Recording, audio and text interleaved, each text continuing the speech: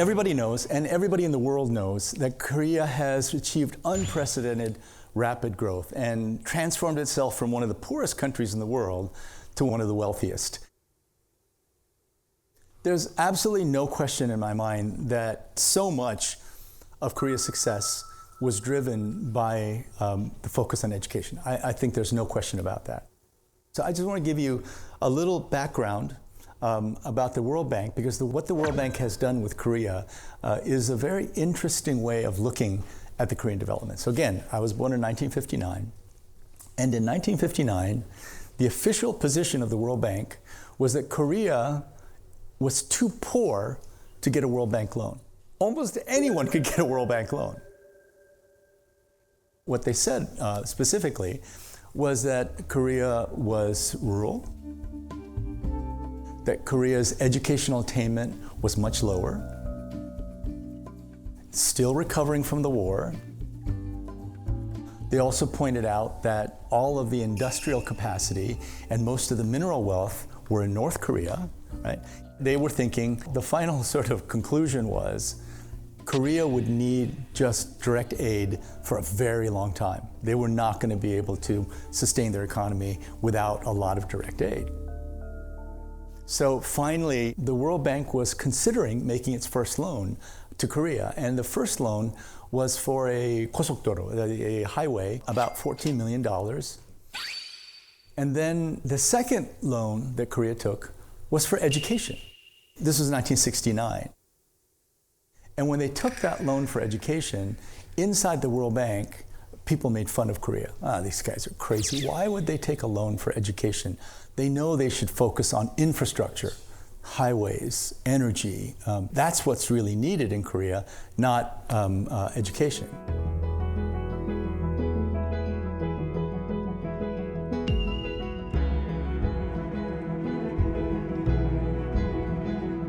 So that was a very important phase in Korean history, and the fact that they did prioritize what's called soft infrastructure versus the hard infrastructure of roads and energy, I think was really important for Korea's success.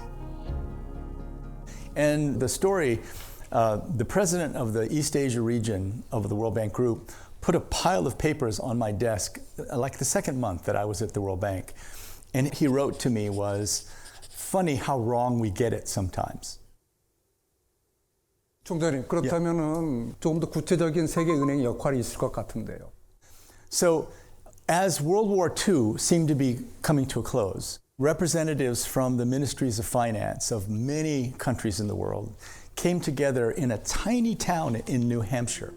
And then there were representatives from the Treasury of the United States and about 45 countries.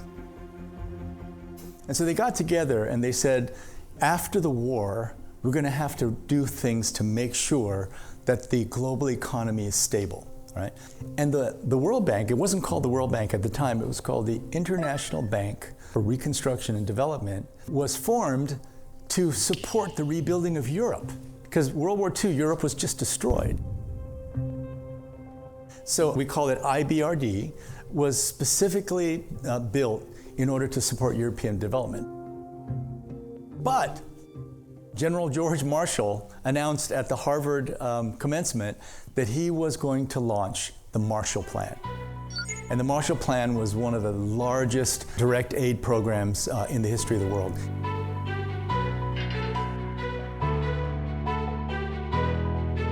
So IBRD had to find something to do, and so they decided that they were going to focus on poverty elimination. They were going to provide loans. And so let's just take one example, African country. Because people think that an African country is so risky, so if they're going to borrow $1 billion, there will be very few banks that will even consider lending to these countries. But if they do, it will be something like, they have to pay it back in 3 years and they'll charge over 10% interest, right? But if they go to the World Bank and they get an agreement with the World Bank, they can pay the World Bank loan back over 30 years, and the interest rate, and again, I'm not giving you an actual interest rate, but in terms of scale, it will be 4% instead of over 10%, right? And for the 77 poorest countries in a program called IDA, right, they give you money, you get a 10-year grace period where you don't have to pay anything, and then you pay back over 30 years. So it's a 40-year loan at 0% interest. And the developing countries love getting money from the World Bank because they also get free technical assistance in addition to doing it. Once you can agree on what you're going to borrow for, it's great. You know, free technical assistance, support all the way through, getting money at rates that you never would be able to get otherwise. All right, but now let's go back to education. What happened in Korea so that an educational system that was the envy of the world became referred to by Korean young people as Hell Joseon, right? What happened in Korea? According to the Korean Educational Development Institute, about 49.2% of Korean parents responded that private education expenses are a heavy burden, right? In reality, half of children under the age of 6 receive private education, half under 6. And even among children under 2 years old, 25%, 1 in 4, is receiving private lessons. So, you know, this story just came out, right? One of the famous English language institutes.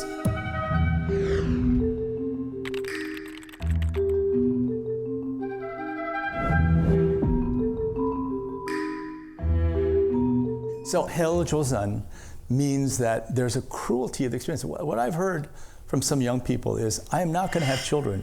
Why would I subject another human being to the hell that I had to go through? Okay.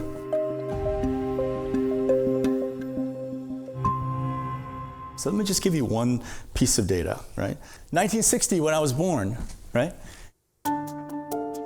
The birth rate was still six children per woman, right? And at 0.72, I just told you, there was the rate in 2023. So at 0.72, if 2.1 is what's required to replace the population, the births in Korea are 1/3 of what's required to replace the population. And in Seoul, it's even lower. It's not 0.72, it's 0.55. So just to, you know, at a birth rate of 0.72, right? Just to make it very clear, 100 Koreans today will give birth to 36 children. Those 36 children will grow up, become adults, and they will give birth to 13 children. Those 13 children will grow up and give birth to 5 children. So 100 people today are going to be replaced by 5 people in just 4 generations, right? So this means that 16 million Koreans will disappear. And in terms of the age of its population, again, will be the highest in history. Half the population will be over the age of 65. Less than 10% will be under 25. And children under 5 will make up 1% of the population. Then you have to ask the question, so how can Korea increase its birth rate? And of course, you can't force Korean women to have children. And there are a lot of incentives now. And I think the monthly stipend or, you know, direct benefit from having a child went up from, you know, I think it was 40만 원 to 80만 원, something like that. It was increased, and there was a tiny increase in the birth rate. But you know, unfortunately, the experience is that those kind of direct subsidies for women to have children haven't really worked very well anywhere in the world. So if we're serious about tackling this issue, I think what we have to do is, first of all, really try to understand the situation in Korea. There's a lot of interesting research. There are very brilliant Korean scholars who are working on this already. But we have to gather the data that we already have, and we have to especially do, you know, different kinds of research to get even more information. Interesting things are already happening. So in one survey, 26% of unmarried women respondents in Korea said that they would consider having a child without getting married. This means that as the number of unmarried women increases, the number of voluntary single mothers is also growing. And of course, an example is the celebrity Sayuri. 예, 예. So Sayuri had a child, and the sperm donor came from Japan. Sorry, is it okay to talk about sperm in 어쩌다어른? I'm okay. 뭐 의학적 용어니까요. 그렇죠, 그렇죠. Because we're 어른이니까. And so you might ask, why would the sperm donor come from Japan? Part of it is that Korea's laws are still very restrictive. If a woman wants to get a sperm donation, they have to have a husband. And it goes even further than that, either a husband or a common law partner. And the partner, the male partner, has to have some kind of disease or problem so that their sperm is not viable. 아, 결격 사유가 있어야 되는구나. But in most of the rest of the world, including Japan, it's much easier to get access to sperm donations. Well, you know, Japan for 25 years has been working very hard on increasing their birth rate. So in Japan, one of the things they did to increase the birth rate was they made paternal and maternal leave much easier, right? They instituted lots more support for new mothers, right? And Prime Minister Kishida was the foreign minister when I was visiting Japan very frequently.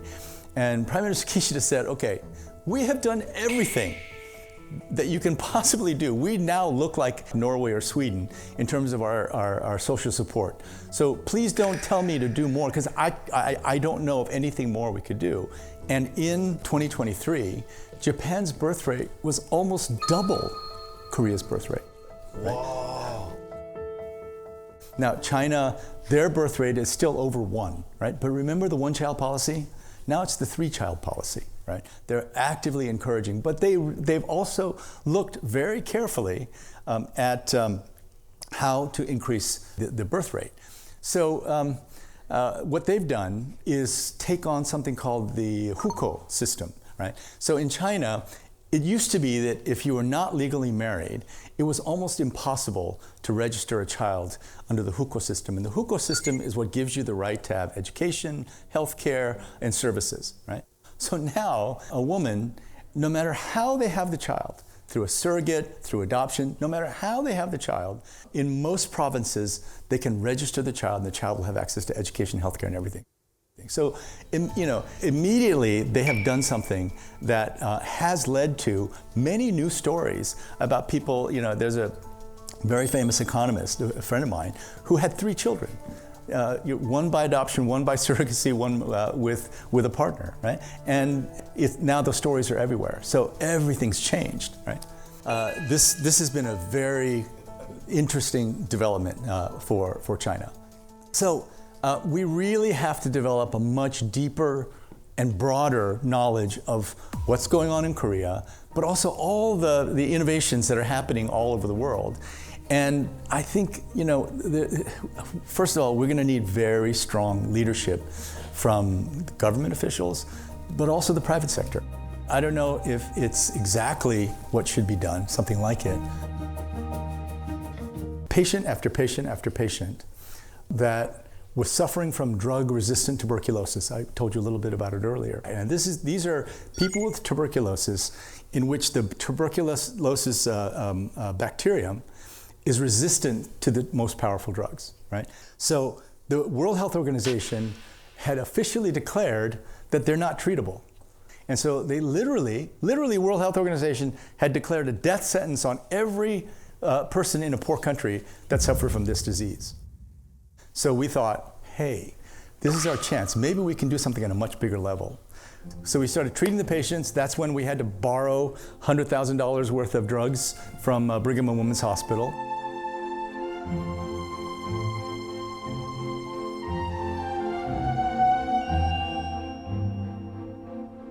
And we started having success. These patients that they said were uncurable, we started getting cures, and we reached 85% cure. 와, 선구자시네. So this group of patients that WHO had said are untreatable, the Pan American Health Organization, the World Health Organization both said, do not treat them. Do not treat them because they're untreatable. They said the drugs are too expensive. You cannot treat MDR-TB. What are you accusing us? So it was a fight. We had to fight. So we did everything from lowering the drug prices. So doing a few quick things that I'd learned from being in Korea studying the Yakuks. And we lowered the drug prices for the MDR-TB. We lowered the price of the drugs by 90%. We started, and we treated 50 cases in one town of 100,000 people. That ended up changing the world. We have a clip to play for you. Fue una lucha en la que fue bien dura. Que That's milk, yeah. tanto de personas que realmente estuvieron ahí.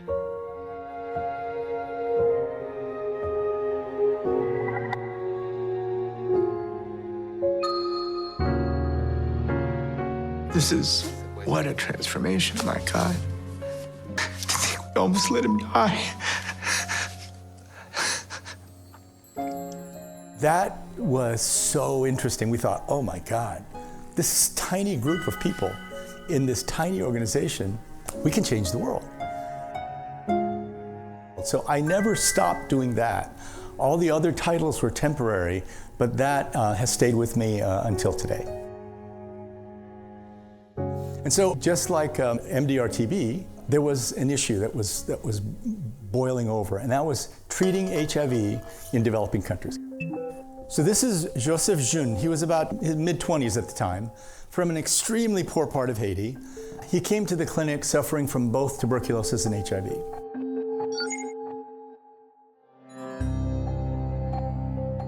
But we had gotten donations of antiretroviral drugs, of anti-HIV drugs. And so we started treating him. In a period of about 3 months, this is what he looked like. 와, 헬시해졌어. 건강해졌습니다. So we call this the Lazarus effect of HIV treatment. And the people who were actually living with HIV were mostly in Africa. 25 million people living with HIV in Africa. And we almost couldn't believe it because the HIV doctors were saying exactly the same thing as the TB doctors. It's not possible, it's crazy, the drugs are too expensive, don't even think about treating HIV in developing countries. Once again, they were saying the drugs are too expensive, and at that time, the drugs cost $12,000 per person per year. But that's because they were on patent. And again, I had studied the pharmaceutical industry, so I knew that we could get them off patent, right? We could, and so the argument I made was, so the pharmaceutical industry only makes 1% of its profit in Africa, right? So why are you stopping us from making generic versions of these drugs? Why are you stopping us from doing that? And so they literally wanted to get me fired because I was trying to break patents. And I said, no, I'm not trying to break patents. I just want to figure out a way that we can get the same drugs in generic version to Africa because 25 million people are dying. So Paul Farmer, who I told you about, took those before and after pictures to the White House. Took them to the White House, showed them to George W. Bush's top aides, and that evening, January 28, 2003, George Bush announced, partly based on seeing Joseph Jun's pictures, that he was going to treat HIV. I asked the Congress to commit $15 billion over the next 5 years, including nearly $10 billion in new money, to turn the tide against AIDS in the most afflicted nations of Africa and the Caribbean. Now, so interesting, I became head of the HIV department and I set a goal. When we started at WHO in July of 2003, there were about 100,000 people in the world in developing countries getting care. So I said, let's just change the game. Let's treat 3 million people by 2005. So 2.5 years, 3 million people, that's almost impossible because we had to bring the drug prices down. And guess what? We brought the prices from $12,000 per person per year to $70 per person per year. So that eventually the US, but all the other countries, bought these drugs for $70 per person per year. Today, 27 million people in Africa are on treatment. You don't know if something's going to happen.